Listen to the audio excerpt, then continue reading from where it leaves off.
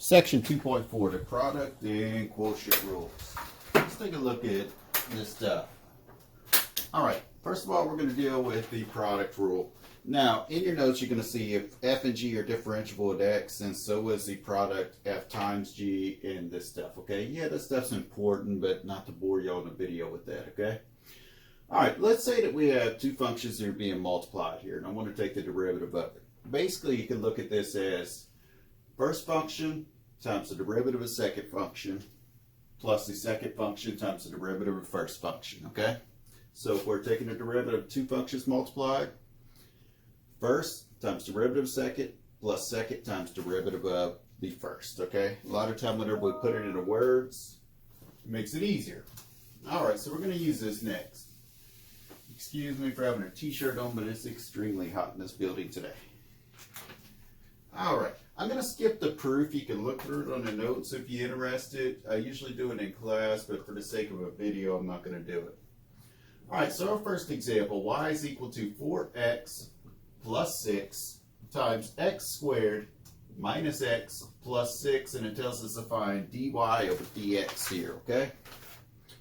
Now, we could do this without the product rule. From what we learned in previous sections, we could distribute to 4x, distribute to 6, and then take the derivative of each piece. But let's use the product rule since we're just learning it, okay?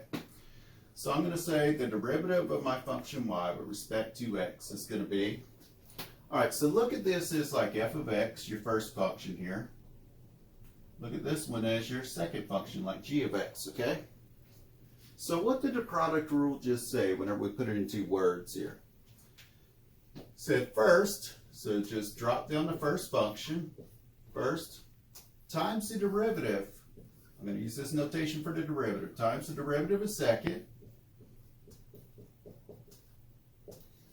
plus the second, just drop it down how it is, x squared minus x plus 6, times the derivative of the first, 4x plus 6. All right, so write it out like this. If this is your first time taking calculus and dealing with derivatives, go ahead and just take the extra step right here and write out this d over dx. It makes it much easier. All right, this part does not have a derivative operator in front of it, so I'm just going to bring it down, okay? Now this part, let's take the derivative of this because it tells me to take the derivative of it. So take the derivative of this polynomial, it's 2x minus 1. Plus, let's drop down this polynomial, just how it is. Now this tells me take the derivative of this polynomial. What's the derivative of 4x? 4. Derivative of 6 is 0. All right, well let's multiply this stuff and combine like terms. So what does this give us? 8x squared minus 4x plus 12x minus 6 here. Over here I get 4x squared minus 4x plus 24, right? All right, well let's keep going. 8x squared, 4x squared, what does that give me? 12x squared.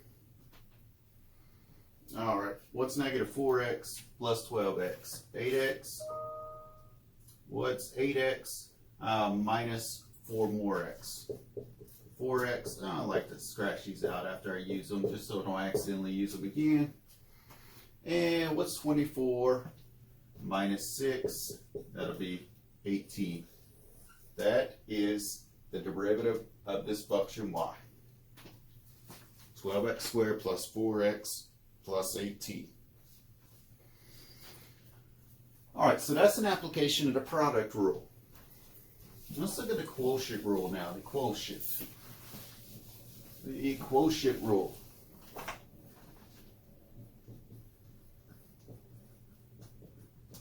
The quotient rule. All right.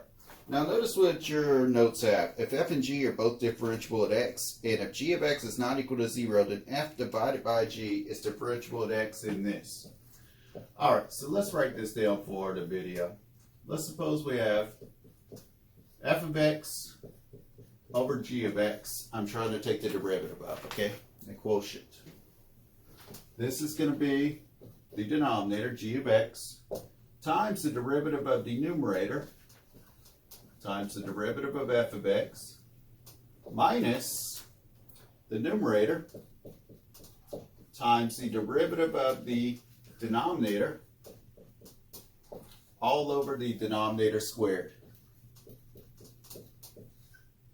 And why is it that way? Well, you can go in the book and look at a proof if you're interested, or you go search it online, whatever, and you could go through all that on your own. All right, so what are we saying here? If we're taking a derivative of two functions being divided, denominator times derivative of the numerator minus the numerator times the derivative of the denominator over the denominator squared. Now, some people, they like to create a rhyme here and use that. That's fine if you want to do that. They say low d high. D means take the derivative. So again, low d high minus high d low all over low squared. Either way. All right, let's see. Let's go on to our example in the notes. Let's see, where's it at? All right, so my first example, find f prime of x in part A is f of x is equal to x squared over 5x minus 1. Now notice what I have, numerator, denominator. So I could think of f of x being up high, g of x being down below. So if I want to take the derivative of this, I'm going to use the quotient rule since we have a quotient. What is the quotient rule? Well, let's say you're going with the rhyme. It would be low, so denominator, d high, so times the derivative of the numerator, low d high, minus high, d low, so d means take the derivative, all over low squared. Or you could think of it as denominator times derivative of numerator minus numerator times derivative of your denominator over your denominator squared. So let's actually take some derivatives here and here. So 5x minus 1 just comes down. Derivative of x squared, 2x. Minus this x squared drops down. Well, what's the derivative of 5x minus 1? Just 5. Now notice the numerator. It's not saying take the derivative. So I'm just going to bring it down. I'm not going to waste my time multiplying it all out, okay? I'm not going to waste my time squaring it. Let's clean up the numerator. If I distribute 2x through here, I get 10x squared minus 2x. Then I get minus 5x squared over 5x minus 1 squared. Well, what's 10x squared minus 5x squared? 5x squared minus 2x over 5x minus 1 quantity squared. Now, the whole reason I do not square this out is because what if I ended up with 5x minus 1 at the top? Then I'd be able to divide some stuff out. So what is this? That's f prime of x, or the derivative of f with respect to x. So what did I just find here? Yeah, I found the derivative, but I found a formula for the slope of all the tangent lines to that curve, right? Keep that in mind. You're going to use that later on. Part B. Let's look at B from our example. Part B, we want to find f prime of x. And on part B, it says that f of x is equal to 2x plus 5 over x squared plus 5. All right, let's see what we need to do here. Say find f prime of x. So if I'm going to find f prime at x, I'm going to use the quotient rule here. Quotient rule says what? Denominator times the derivative of my numerator times the derivative of my numerator minus the numerator, 2x plus 5, times the derivative of my denominator, all over my denominator squared.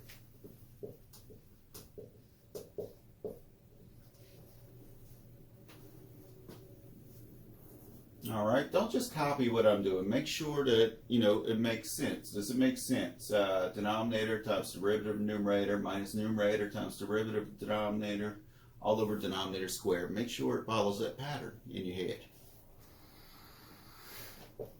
All right, x squared plus 5 comes down. The derivative here is 2 minus 2x plus 5 comes down. Derivative of this is 2x all over x squared plus 5 quantity squared. No, I cannot divide these two out because of the subtraction here. All right, distribute 2 then. 2x squared plus 10. Now I'm going to do 2 steps in one here. I'm going to distribute 2x and I'm going to distribute the negative. So that's negative 4x squared minus 10x all over x squared plus 5 squared.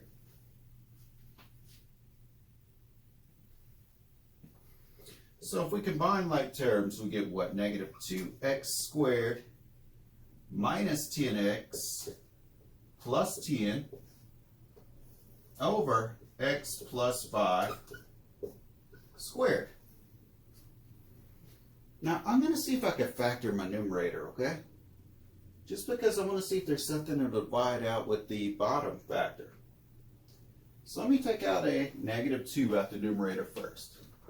So if I take out negative 2 out the numerator, what does that leave me with inside? X squared plus 5x minus 5, and then the bottom's just x plus 5 quantity squared, right? All right, can I factor the numerator anymore? I'm not seeing anything, so I'm really stuck right here. Now, this would have worked as well for this problem. I was just making sure nothing would divide out top and bottom. See, that was B. How about C? C. C is in cat.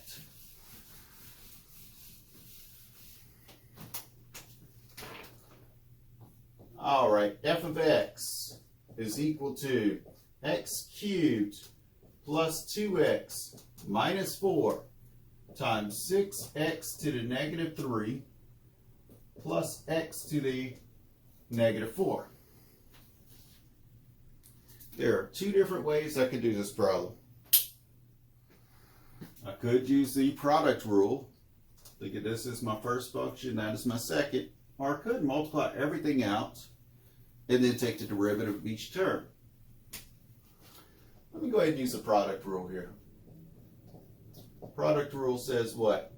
First, so just drop down your first function, times the derivative of the second, times the derivative of 6x to the negative 3 plus x to the negative 4.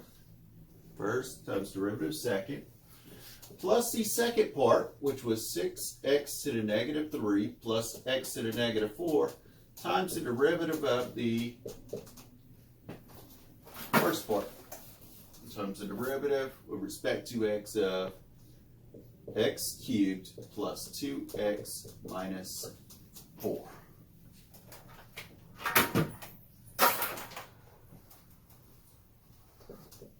So this polynomial just comes down just like it is. Let's take the derivative of this stuff. What do we get? Negative 18 x to the negative 4 minus 4x to the negative 5. Plus, this part just drops down. 6x to the negative 3 plus x to the negative 4 times 3x squared plus 2 if I take the derivative of this part. All right, maybe we'll multiply, combine like terms in. Okay, take x cubed, distribute it to each one of these terms. Let me give myself a little more room. So that's what, negative 18x to the, what's x cubed times x to the negative 4? Remember we add the exponents, so give me an exponent of negative 1. X cubed times negative 4x to the negative 5th, that'll give me negative 4x to the, what happens if I add these exponents? Get negative 2, right? All right, distribute 2x here. So you get negative what? 36x to the negative 3. And if I multiply it here, I get negative 8x to the negative 4. And distribute you negative 4 through here. So you're going to get a positive whenever I multiply these two. Well, what's 4 times 18? That's what? 40, 50, 60, 72 x to the negative 4. And what is negative 4 times negative 4x to the negative 5th? That's plus 16x to the negative 5. And the same thing, multiply these out, okay? So I'm going to get 18x to the negative 1. And then I'll get plus 12 x to the negative 3. What else do I get? Plus 12 x to the negative 2 plus 2x to the negative 4. Am I still in the shot here? Yeah. All right, can I combine any terms here? We got a mess, huh? How about negative 1? X to the negative 1. We got this one. Let's see, I got that one. Oh, isn't life good? These two just zero out, right? All right, how about x to the negative 2? I got this one, and I got this one here. So what's negative 4 plus 12? That'll give me what? 8x to the negative 2. Now I'm going to cross these out just so I don't accidentally add them again later on. How about x to the negative 3 terms? Here and here. What do we get? What's 12 plus a negative 36? So that's going to give me a negative 24x cubed. X to the 4 terms. So I got negative 8 plus 72. What does that give me? That gives me a what? 60? Not 63, 64. That gives me 64. 64 plus 2 is what? 66 x to the negative 4. Bam, bam, bam. Let me cross those out. And then what am I left with? Plus 16x to the negative 5. Now, Wiley would go ahead and let you put in that. If they wanted positive exponents, then we would say 8 over x squared minus 24x cubed plus 66 over x to the 4th plus 16 over x to the 5th. So really with the way the directions are here, just find the derivative. Either one of these would work. Either one of those would work. How about D as in dog? D as in dog.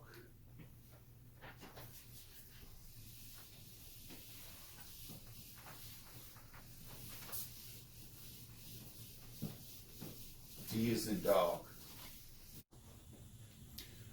Part D. Got a different shirt on because it's a different day. Let's see. Let's go ahead and find a derivative. Find f prime of x here. A couple of different ways I could do that. I could go ahead and use the product rule for these two, and then use the quotient rule. Or I could think of this as being over 1, and then multiply the numerators, and then using a quotient rule. I'm going to do that second way. So this is still going to be f of x here. I'm not taking a derivative yet. I'm just multiplying. All right, think about what this is. This is actually to the 1/2 exponent, right? So we can think of it this way. To the 1/2. Put the 2 a little closer down. All right, so if I multiply across, what do I get?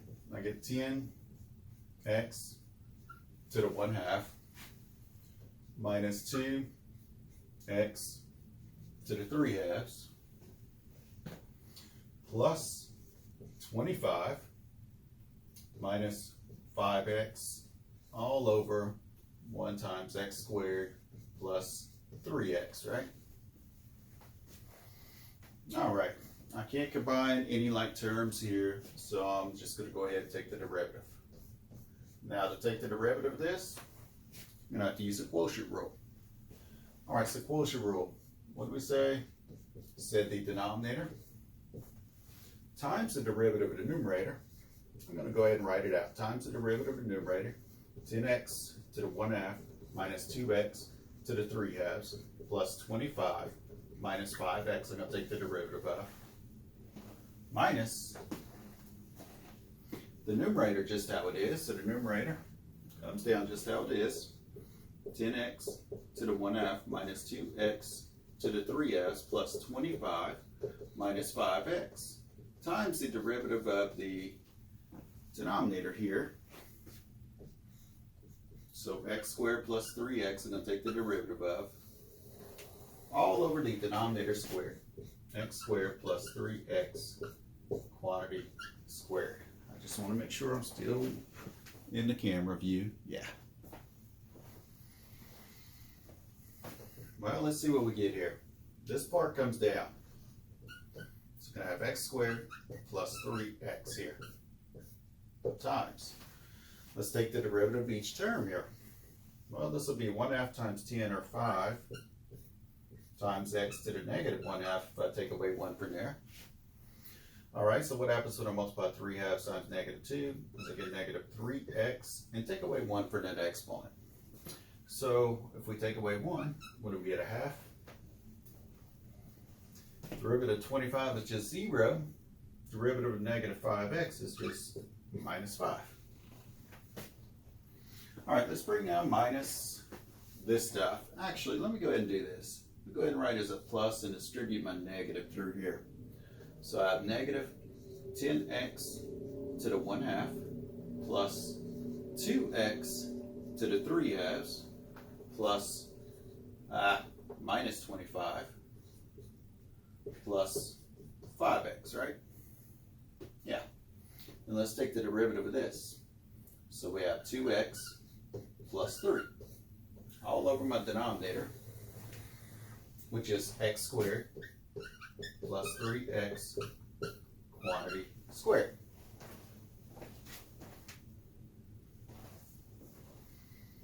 All right, let's keep going here. So I need to multiply this binomial by this trinomial. Then I need to multiply this polynomial times that binomial. So see, x squared times 5x to the negative 1/2. So that's going to be 5x, take 2, add it to negative 1/2. So that's 3/2. Take this x squared, multiply by this term. So what do we have? Negative 3x to the 5/2. Take the x squared, multiply it here. Well, that one's easy. Negative 5x squared. All right, let's take the 3x, distribute it here, here, and here. So I'll give me plus 15x to the positive 1/2. And that gives me negative 9x to the 3/2. And negative 15x. All right, plus sign came down. Now, I'm just going to take the 2, distribute it through here. Then I'm going to, take the 2x, distribute it through here, and take the 3 and distribute it. So let's see what that gives me if I take the 2x. That'll give me a what? Negative 20x to the 3/2. It's a little better 3 than that. What does that give me? Plus 4x to the 5/2. And then that gives me negative 50x. And what else do I get? Plus 10x squared. I'm going to have to write small over here, I guess, because I need to distribute that 3. So that gives me negative 30x to the 1/2 plus 6x to the 3/2 minus 75 plus 15x. All over my denominator. All over x squared plus 3x squared. All right, so what's left now? To combine like terms, right? Let's see about this. I'm going to have to erase some stuff to give myself some room.